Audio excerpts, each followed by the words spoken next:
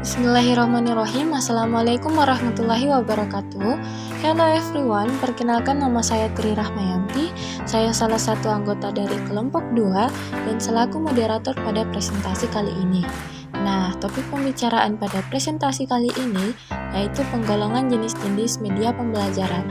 Sebelum masuk ke materi, izinkan saya memperkenalkan anggota kelompok 2. Anggota yang pertama ada Faisa Amalia Bukhori, Nopianti, Hidayatul Akbar, Fahri Gunawan, Josa Meratelami, Novia Ramadhani, Taufikur Rahman, dan saya sendiri. Kembali ke tema presentasi kali ini, di mana penggolongan jenis-jenis media berdasarkan sifatnya ada 5, yaitu yang pertama ada media audio, yang kedua ada media visual, yang ketiga ada media audio visual, yang keempat multimedia, dan yang kelima media realita. Untuk lebih jelasnya, saya mempersilahkan pemateri untuk menjelaskan materinya masing-masing. Saya persilahkan. Materi selanjutnya yaitu media audio. Yang pertama melibatkan indera pendengaran. Yang kedua, media audio adalah media yang mengandung pesan dalam bentuk auditif atau hanya dapat didengar, yang dapat merangsang pikiran, perasaan, perhatian, dan kemampuan para siswa untuk mempelajari bahan ajar. Selanjutnya media visual. Yang pertama melibatkan indera penglihatan. Yang kedua, bentuk visual bisa berupa gambar representasi seperti gambar, lukisan, atau foto. Diagram melukiskan hubungan-hubungan konsep, organisasi, dan struktur isi materi. Peta seperti menunjukkan hubungan-hubungan ruang.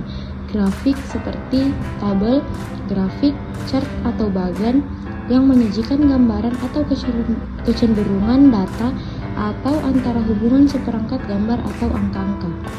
Materi kedua yaitu media audio visual yang melibatkan indera pendengaran dan penglihatan. Media visual yang menghubungkan penggunaan suara memerlukan pekerjaan tambahan untuk memproduksinya. Salah satu pekerjaan penting yang diperlukan dalam media audio visual adalah penulisan naskah dan storyboard yang memerlukan persiapan yang banyak, rancangan, dan penelitian. Dibagi menjadi media audio visual murni dan tidak murni. Multimedia melibatkan indera pendengaran dan penglihatan, biasanya bersifat interaktif.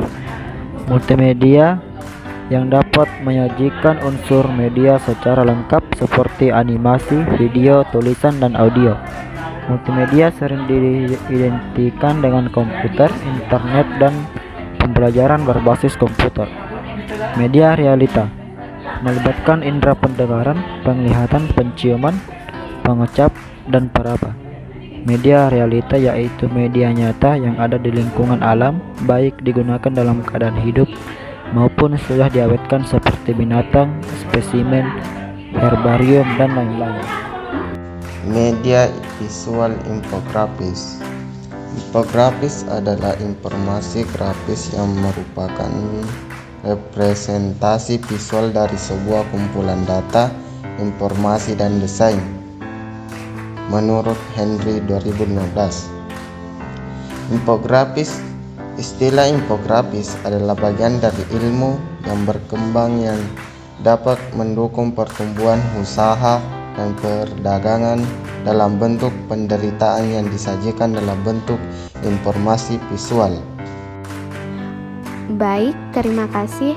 Infografis lebih banyak memuat dan mengolah data-data dalam bentuk penggabungan antara teks dan gambar sejenisnya yang divisualkan, sehingga cara ini menjadi suatu yang imperatif dalam bentuk statis.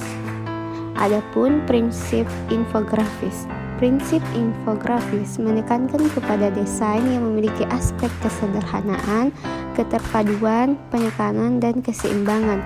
Unsur-unsur visual yang selanjutnya perlu dipertimbangkan adalah bentuk, garis, ruang, tekstur, dan warna. Baik, materi selanjutnya yaitu tentang karakteristik infografis. Karakter dan konten yang disajikan dalam sebuah infografis memiliki sifat edukatif dan informatif, bahkan juga memiliki sifat persuasif. Terdapat beberapa karakteristik dalam infografis, yaitu yang pertama, sumber informasi yang objektif dapat memberikan pengertian yang tepat dalam bentuk informasi yang terbuka dan bebas.